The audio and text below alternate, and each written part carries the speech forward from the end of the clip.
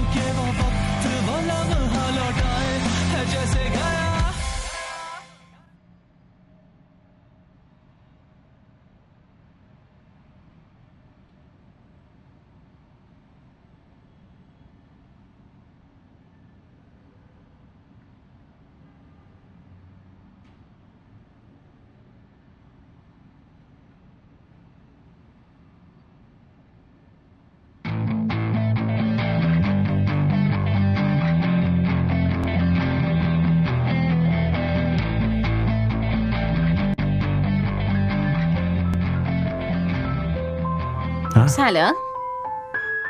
سلام، کنسرت خوب بود؟ عالی بود. ممنونم. به خاطر حرف من تا اینجا اومدی؟ تو دعوتم کردی، چطور نمی اومدم؟ ممنونم. جنید خودت هم میدونی که دیگه اینطوری نمیشه. از این به بعد کنسرت نمیذاری. میدونم ول کردن خوانندگی خیلی برات سخته، ولی اگه میخوای خانوادم قبولت کنن باید این کار رو انجام بدی به خاطر هر دومون. تو نگران نباش، کار پیدا کردم. الان دیگه میرم سر کار، دیگه هم نمیخونم. خیالت راحت باشه. جنید من خیلی ناراحتم. همه این کارا رو داری واسه من انجام میدی. زویا من به خاطر تو چیزی رو ول نکردم، به خاطر خودم این کارو کردم. اصلا اینطوری فکر کن به خاطر دوتامون ول کردم. خب خیلی خوشحالم که یه کار خوب پیدا کردی. الان دیگه میتونی بیای خونمون خواستگاری. آره، ولی این همه پول و شهرت و عزتی که از موسیقی در آوردم شاید کارم نتونه این چیزا رو بهم بده. از این کارت راضی هستی؟ آره، من که راضیم، ولی به خاطر تو میگم. شاید الان نتونم اون چیزایی رو بهت بدم که قبلا میتونستم. جنید من هیچ وقت ازت چیزی نخواستم، از این به بعدم نمیخوام. من فقط میخوام با هم بمونی. میخوام کنارت یه زندگی جدید رو شروع کنم که فقط من و تو توش باشیم. منم همینو میخوام. اصلا دلم نمیخواد یه نفر بیاد بینمون. پس برای این تصمیم بزرگ زندگیمون آماده ای؟ نمیخوام خانوادم هیچ مشکلی باهات داشته باشن جنید. نگران نباش، نمیذارم خانوادت هیچ گله ای ازم داشته باشن. هرچی بگن گوش میکنم. زویا تو هم فردای زندگی منی و هم امروز زندگی من. اگه حرفای عاشقانتون دیگه تموم شده بریم خونه؟ بریم، الانم خیلی دیر شده. باشه، منم همینو میگم. مامان تا اینجا میاد دنبال تا. نه خواهشن مامانش اینجا نیاد. باشه مراقب میبینمت. میبینمت. یه بار دست بدم دیگه همه زندگیم ولت نمی کنم جنید. دست بده زویا، دیگه باید همه زندگیتون دست همو بگیری. اشکالی نداره، دیالوگ قشنگی بود. خدافظ. خدافظ. بیا بریم. الان میای؟ ها؟ الان وقت اومدنه؟ برای 1 ساعت رفته بودی بیرونا. میخواستم 1 ساعته برگردم مامان، ولی آرشین بردم قهوه خوردیم. این دوستت یه لحظه هم دست از سرت بر نمیداره. از اون دختر متنفرم. برای چی ازش متنفرین؟ همین یه دوستو دارم. این یه دونم نبود خوب میشد. مثل مردا شب میبره میچرخونتت. آخه مگه من هر شب بیرونم مامان؟ دخترای نجیب شبا بیرون از خونه نمیمونن. باشه مامان بسه دیگه. دفعه بعد حواسم جمعه. دفعه دیگه وقتیه که بذارم بری. پناه بر خدا، ساعت 10 شب شده و بابای مریضت داره صدا میکنه. من الان میرم پیش بابا. تو هم بیا دیگه. الان باید دعا بخونم. شما همش داری دعا میخونی. بابا بهتون نیاز داره. یکم هم وقت واسش بذاریم. دیگه باید از تو بپرسم چی کار کنم و چی کار نکنم. آره تو دخترشی، بهش خدمت کن تا تو این خونه ای کلی ثواب داره. اون به گردنت حق داره.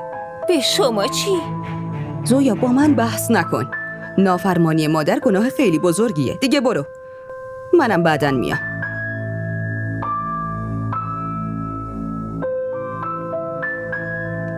ای وای زویا عزیز دل بابا، کجا بودی تو آخه؟ بابا اون آرشین هست. منو برده بود قهوه بخوریم.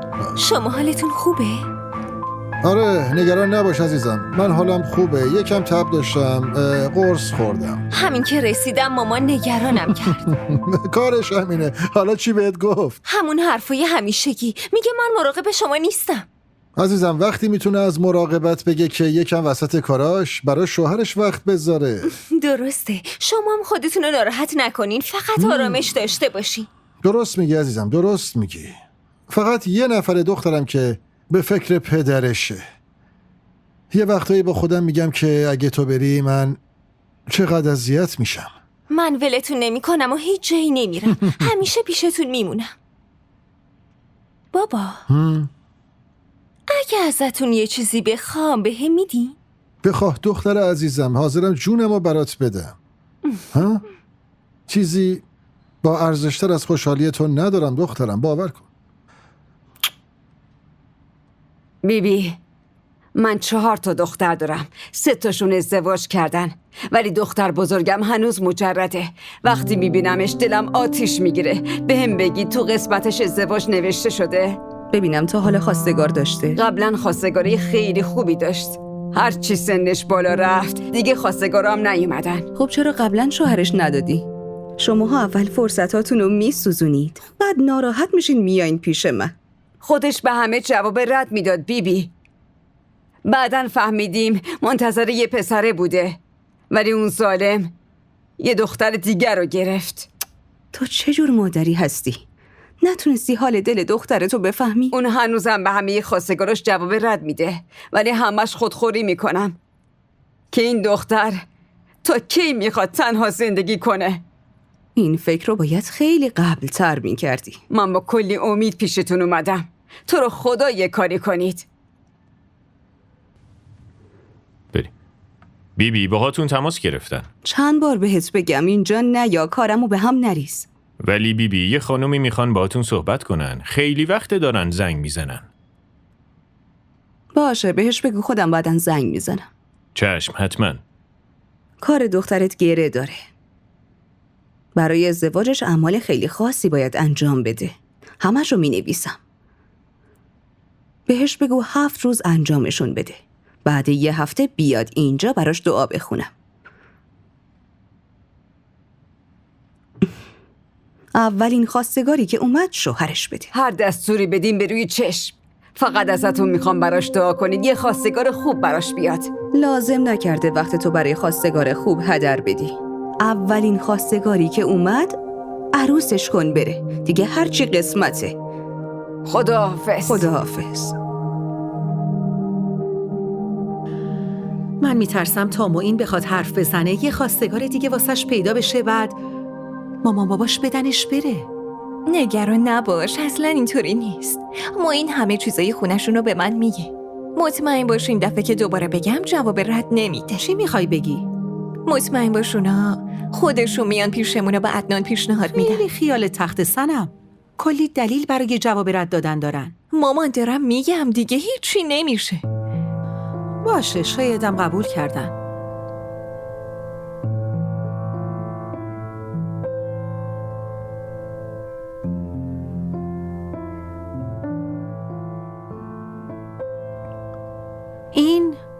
این چیه که آوردی؟ دارم مبلای خونه رو عوض میکنم. چرا؟ بابا دارم دکور رو تغییر میدم چون کلی پول گیرمون اومده. فقط بیا جاشو ببین کجا بذارن. میبینم. بابا برای چی اینقدر خرج و یلکی میکنی؟ الان برای خونه لازمه. بهتر نبود به جاش یکم پول به من میدادید واسه کارم؟ شرمنده‌ام. حالا اون کاری که من بهت سپردم اگه زویا قبول کنه بهت 50 لاک برای بوتیکت بهت میدم. راست میگی؟ قول میدم.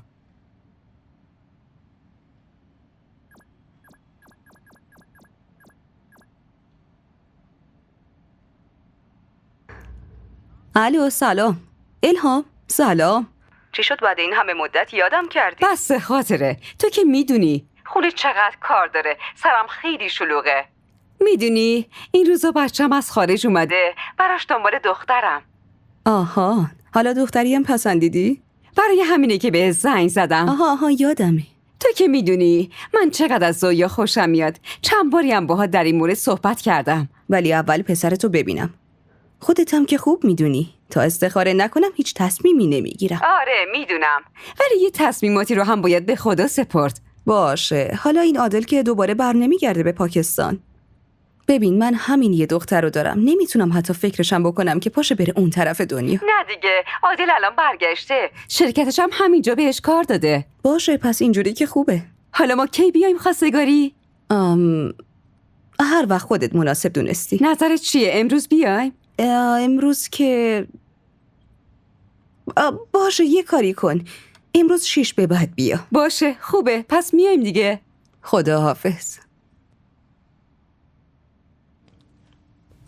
خیر باشه. یه دفعه صدام کردی بیام.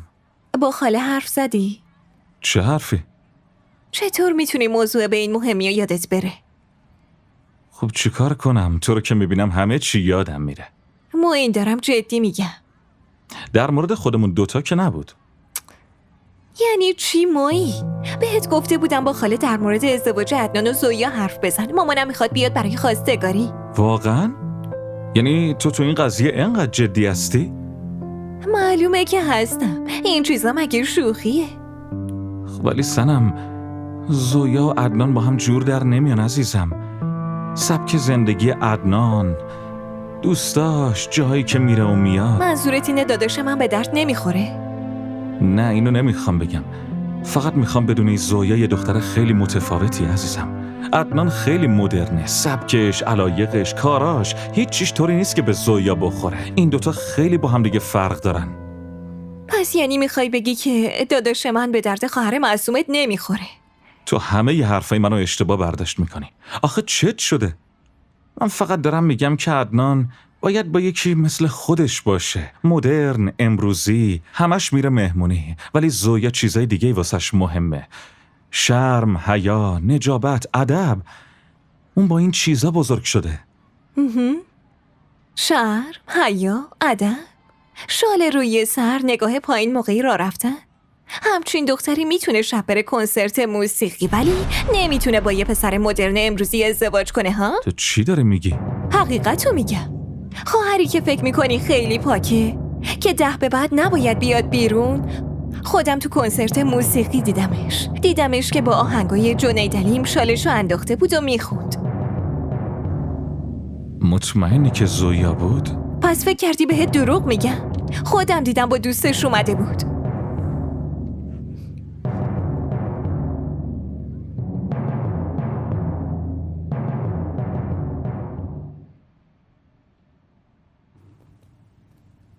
زویا نمیخوای دیدن این فیلمای بی خودی رو کنار بذاری؟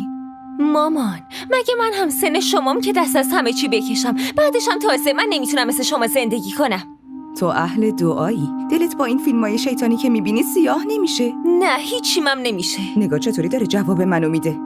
یه چیزی میگم بکن تو گوشت. هیچ دعاییت قبول نیست. فیلم و آهنگ مثل بت پرستی میمونه. بفهم. مامان برای من فرقی نمیکنه دعاهام قبول میشه یا نه. همین که مال شما قبول باشه بسه. اصلا شالت کو. برو بکشو سرت. یعنی چی مامان؟ هیچ کاری نمیتونم به میل خودم بکنم. باید همه چی اونجوری که شما میخوای باشه. اصلا خبر داری؟ خدا سر برهنه رو لعنت میکنه. دلم میخواد با همین شال خودم رو دار بزنم. چرا حرف بیخود میزنی؟ اینقدر چرت و پرت نگو. اولا میگفتین جلو نامحرم شالتو بنداز سرت، الان تنها این تو اتاق شال بندازم؟ اسلام گفته رو سر زن همیشه باید شال باشه. اومده بودم چی بگم، ببین حرف به کجا کشید.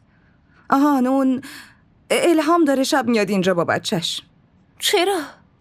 ازت خواستگاری کنه. میگفت پسر خیلی خوبیه. گفتم حالا یه بار بیاد ببینیمش. آخه من با یه نگاه آدم ها رو میشناسم. یه لطف علم و تجربه‌ایه که دارم.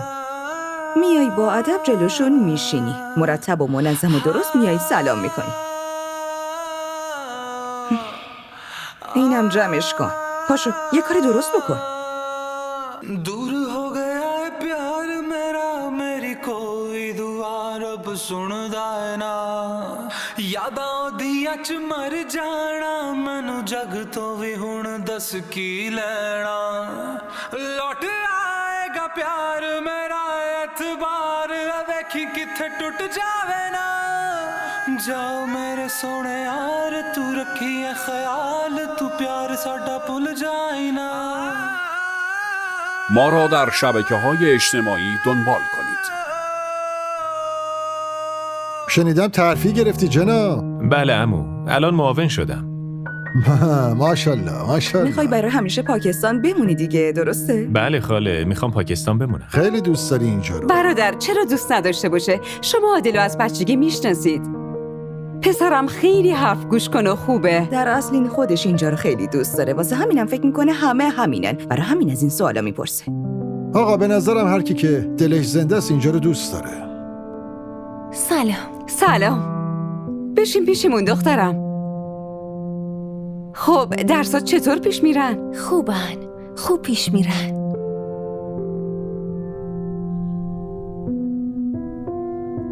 پسرم شربت تو بخور. چشم خاله. به نظرم عادل پسر خیلی عاقل و باهوشیه. من که ازش خیلی خوشم اومد.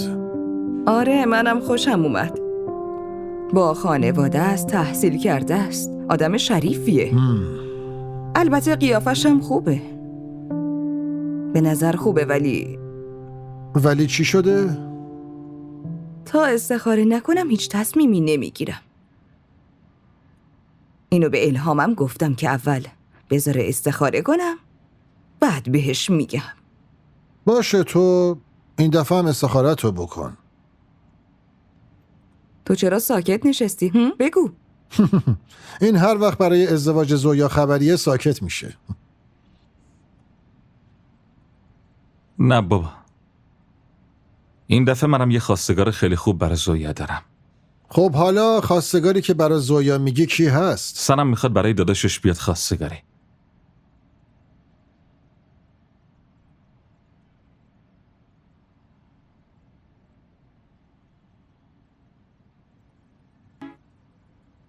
داداش تویی؟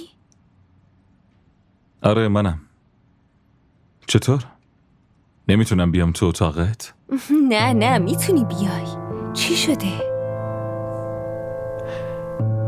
دیشب کجا رفته بودی؟ خب من با آرشین رفته بودم خرید. داری بهم دروغ میگی؟ نه داداش، آخه چرا دروغ بگم؟ آخه دیشب با آرشین رفته بودی کنسرت. نه داداش آره آرشین به زور منو با خودش برد داداش. تو رو خدا چیزی به مامان نگو باشه. مامان چقدر بهت اعتماد داشت که شب فرستادت بری بیرون، بعد تو یه همچین کنسرتای میری؟ داداش دیگه نمیرم، خواهشاً بهش نگو، خیلی دعوا میکنه. اگه میخواستم به مامان بگم چرا از خودت میپرسیدم؟ ببین زویا، دخترای نجیب همچین جاهایی نمیرن. دیگه نمیرم، قول میدم. ولی به هم بگو کی بهت گفت رفته بودم کنسرت؟ سنم تو را اونجا دیده بود. سنم؟ دیگه چیا گفته؟ همین دیگه، همین که رفته بودی کنسرت. فقط همینو گفت؟ باید چیز دیگه هم میگفت؟ نه حالا نمیخواد نگران باشی، من به کسی چیزی نمیگم. باشه ممنون. بگی بخواب. شب بخیر. شب بخیر. خدا رو شکر.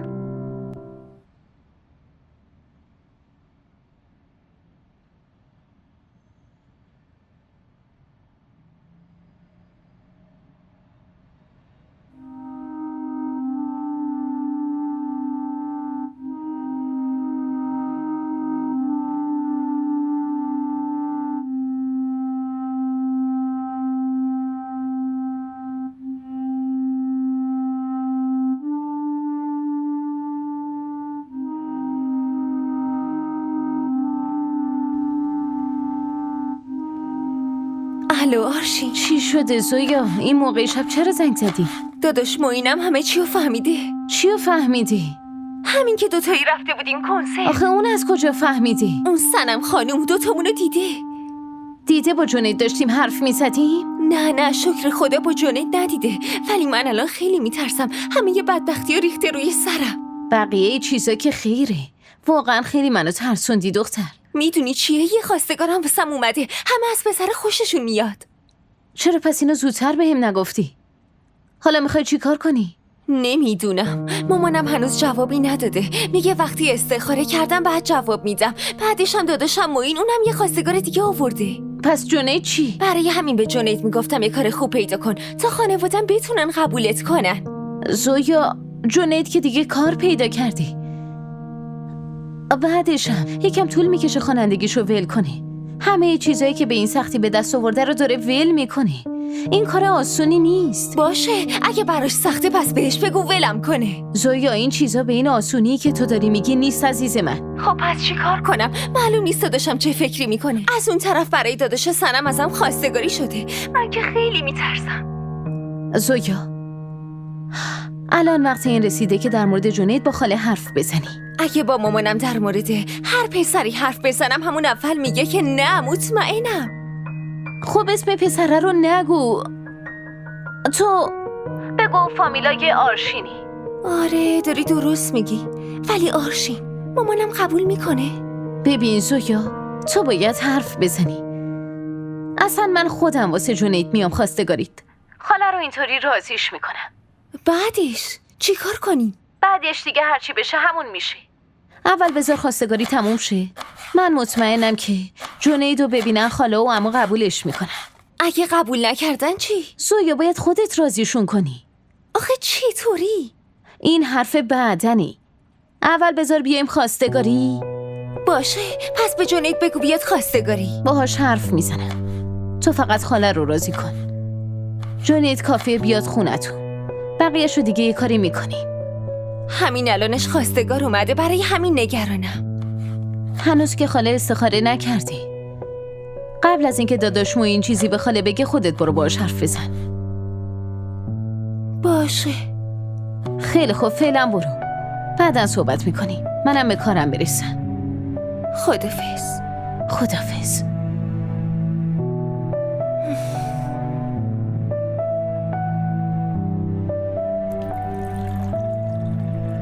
دیشب برای اون پسر استخاره کردم.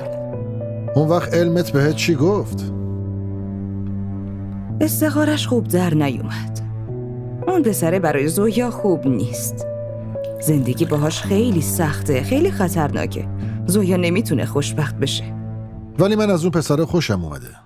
خب قرار نیست از هر کسی خوشمون اومد به صلاحمون باشه. این که چی خوبه و چی بده، اگه آدم زودتر بتونه تشخیص بده دیگه حق انتخاب این وسط چه معنی داره؟ فکر میکنی من اشتباه میگم؟ آره؟ این پسر به دردش میخوره؟ آخه تو چطور میتونی بگی اون پسر براش خوب نیست؟ آقا احمد، قضیه زندگی دختر منه. الکی نیستش که یه چیزی بگم و برم. بعدشم من 1000 تا استخاره کردم. خیلی دخترها رو گفتم ازدواج کنن، الانم تو خونهشون خوشن، همشونو میشناسن. خب دخترایی که ازدواج نکردن چطور؟ من رفتم. وایسا، بذار دعا کنم. بسم الله الرحمن اعوذ بالله. خدا پشت و پناهت. مامان، من میخوام حسابی درباره عدنان فکر کنین. سنم همش بهم اصرار میکنه بیان خونمون. اون خونه خودشه، هر وقت خواست بیاد. فعلا عجله نکن. بهشون بگو یکم صبر کنن، خودم بعدن میگم. چرا مامان؟ میخواد برای داداشش بیاد خواستگاری دیگه. حالا چه عجله‌ایه؟ باید در موردش فکر کنیم. اولا باید به الهام جواب بدم. آخه چرا مامان؟ همین که گفتم، فعلا قبول نکن. اول به الهام جواب بدم، با اونا که حرف زدم خبر میدم. باشه، من رفتم. خداحافظ. خداحافظ پسرم. یه نون بده زویا.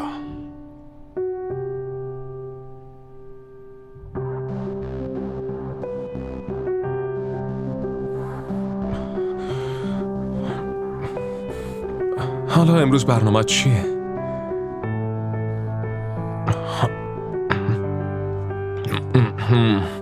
نمکم یادت رفته بزنی. پس حواست کجاست؟ یکم دیگه چند نفر دارن از شرکت میان. چرا؟ خودت میدونی چرا.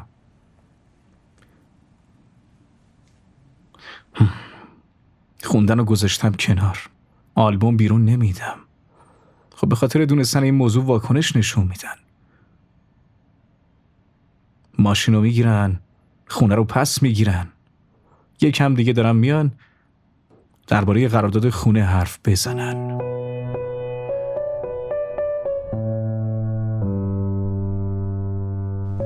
جای جدید چی؟ جای جدیدی پیدا کردی یا نه؟ یکی دیدم، یه واحد دیدم. فکر کنم بخرمش.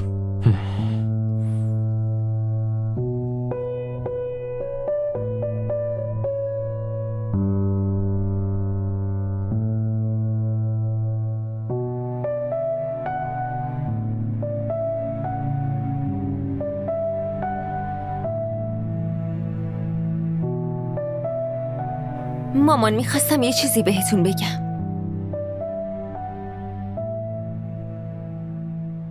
خب بعدن میام.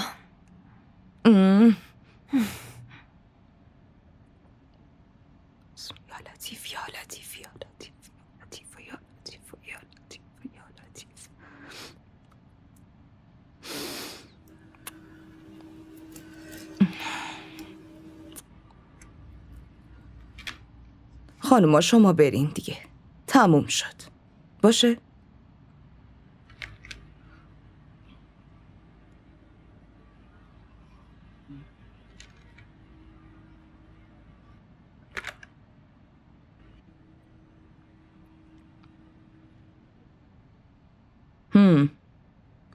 چی شده؟ از صبح یکم نگرانی انگاراره؟ مامان چیزی میخوای بگی؟ خب بگو دیگه.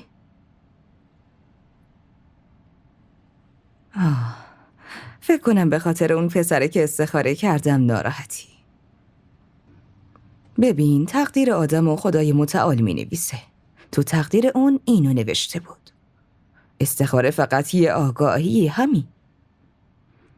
خب اگه ما تو رو به اونها هم بدیم، بعد تو خوشبخت نشی، اون وقت چی ها؟ مامان من به خاطر جواب رد به اون خواستگار ناراحت نیستم. پس چی؟ اومدم یه چیزی بهتون بگم. باشه بگو عزیز دلم. مامان اون آرشین هست، میخواد یه خواستگار برام بیاره، ولی خیلی از شما میترسه که یه وقت جواب رد ندین. برای همین نتونست بهتون بگه. آرشین؟ اولین باره داره یه کار درست و درمون میکنه. البته خواستگار اومدن تو خونه یه دختر داره نشونه ی رحمت خداست. بهش بگو هر وقت خواست بیاد. مامان بگم فردا شب بیان اینجا. فردا شب؟ باشه، به آرشین بگو فردا شب بیان. ببینمش که چیزی نمیشه. باشه مامان. ما را در شبکه‌های اجتماعی دنبال کنید. سلام جنید، چطوری؟ باید یه چیز خیلی مهمی بهت بگم. زویا میخواد که بری خانوادش رو ببینی. آرشین آخه چطور ممکنه؟ اونم اینقدر زود؟ خب همش رو بسپر به من. چرا خودش با هم حرف نمیزنه؟ بابا آخه خیلی استرس داره. الانش هم واسش یه خواستگار اومده. من میخوام هر چه زودتر بری خونشون و ازش خواستگاری کنی. مگه خانواده‌اش میخوان قبول کنن؟ نه هنوز که قبول نکردن. بابا من اصلا خانواده‌شون نمیشناسم، هیچ کدومشونو. کیو بیارم حرف بزنم آخه؟ ای بابا من دارم بهت میگم دیگه، تو نگران این چیزا نباش. خودم باهات میام، خودم برات صحبت میکنم. باشه فهمیدم. کی بریم؟ اینو باید از زویا بپرسم بهت بگم. ببین جنید، به یه چیز حواست باشه. خانواده‌اش اصلا نباید بفهمن تو خواننده بودی. اونجا میگه فامیل منی. بقیه چیزا هم درست میکنی. باشه.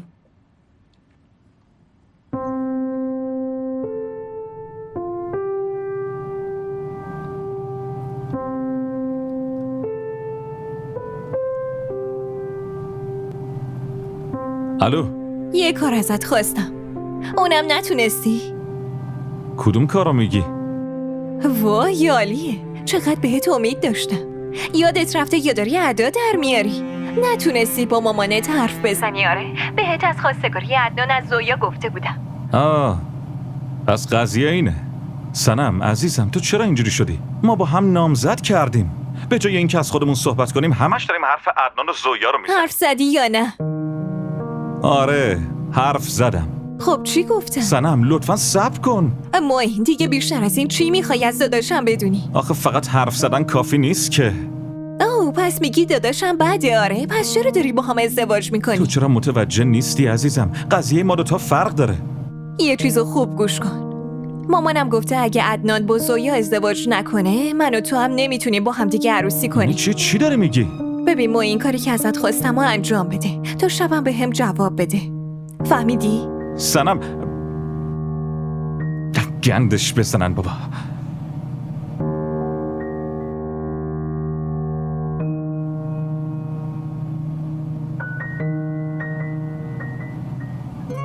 دخترم آرشین لطفاً معرفیشون کن بهم. چشممو جون، ایشون جنیدی پسرمو. آهان خیلی خوب. سلام پسرم. سلام.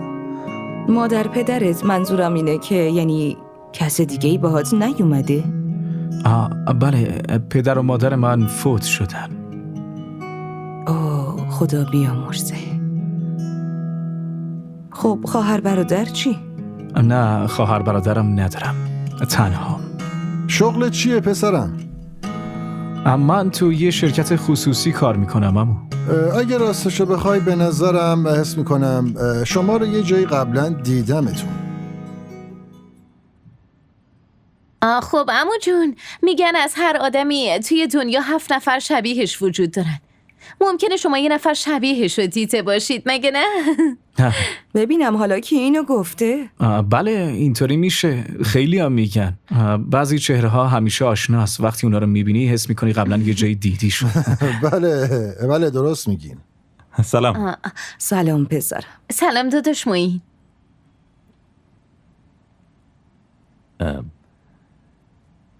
معرفی نمی‌کنین؟ ایشون پسر عموی آرشینه، برای زویا اومدن خواستگاری.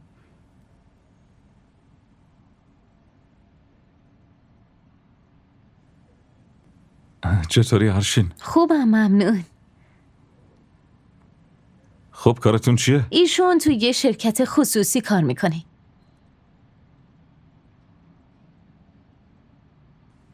دستمزدتون چقدره؟ حقوقم 40,000 تاست. 40,000 تا. کجا زندگی میکنین؟ یه واحد برای خودش داره. یه لحظه، میذاری خودش صحبت کنه یا نه؟ حتما شما باید جواب بدی؟ بهتره بذاری خودشون جواب بدن. خیلی خوب جنید، داشتیم صحبت میکردیم. کجا زندگی میکنی؟ کدوم محل؟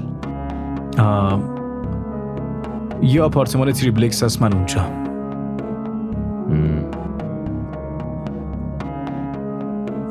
این مرسدسی که بیرون پارکه برای شماست؟ بله، برای منه. عالیه. آخه این زمونه با 40,000 تا بهت گاری هم نمیدن، ولی شما مرسدس داری، یه خونه تریپلکس داری. خیلی جالبه. نه، فقط یه مقدار پسنداز دارم، برای همین از پس این چیزا برمیام. قبلا کجا کار میکردی؟ یعنی قبلا شغل چی بود؟ خب قبلا هم کار میکرد داداش جون. من با شما نبودم، با ایشون صحبت کردم. خب داشته میگفتی. چرا داری این بنده خدا رو اینطوری بازجوییش میکنی؟ بابا لطفاً بذار این صحبت کنم. باشه من نمیفهمم آخه چه شرکتیه که تو این زمونه آپارتمان تریپلکس میده، مرسدس میده؟ متوجه نمیشم. چه نیازی داره تو این شرکت با حقوق ماهی 40,000 تا کار کنی؟ میشه توضیح بدی؟ من اصلا متوجه نمیشم شما چی میخواین بگین. من همه چیو میدونم جنید. تو ستاره راک معروفی. چه نیازی بود نشسته خبری بذاره؟ اگه خوانندگی رو ول کرده چه لزومی می‌داشت اینو به همه بگه؟ خب شاید میخواسته اینطوری خانوادت رو مطمئن کنه. آرشین بهش بگو مثل بچه‌ها رفتار نکنه. تنم به لرزه افتاده. همش میگفتم الان اسم منو میاره. تو فکر کردی اینقدر احمقه؟ من نمیگم احمقه، ولی یه سری کارا رو باید با برنامه پیش برد. مامان به این سختی راضی شده. ایوا، خاله قبول کرد؟ آره، مامانم گفته برای من و جنید استخاره میکنه. اگه خوب اومد میذاره من و جنید ازدواج کنیم. آها، که استخاره میکنه. تو هم قبول کردی؟ این چه حرفیه میزنی؟ همین که میخواد برای جنید استخاره کنه خودش خیلیه. زویا، یه سوالی دارم. اگه استخاره خوب نیومد؟ برای همین ازش عصبانیم. منم آبرو دارم بابا. اگه این قضیه به بیرون درس کنه مردم میگن दूर हो गया है प्यार मेरा मेरी कोई दुआ रब सुनदा है ना यादां दियां च मर जाना मैनू जग तो भी हुण दस की लेना लौट आएगा प्यार मेरा एतबार DDTV ارائه کننده بزرگترین سریال های درامای ترکی، کره‌ای، پاکستانی دوبله شده به فارسی می باشد. لطفاً سابسکرایب کنید و عضوی از خانواده ما شوید.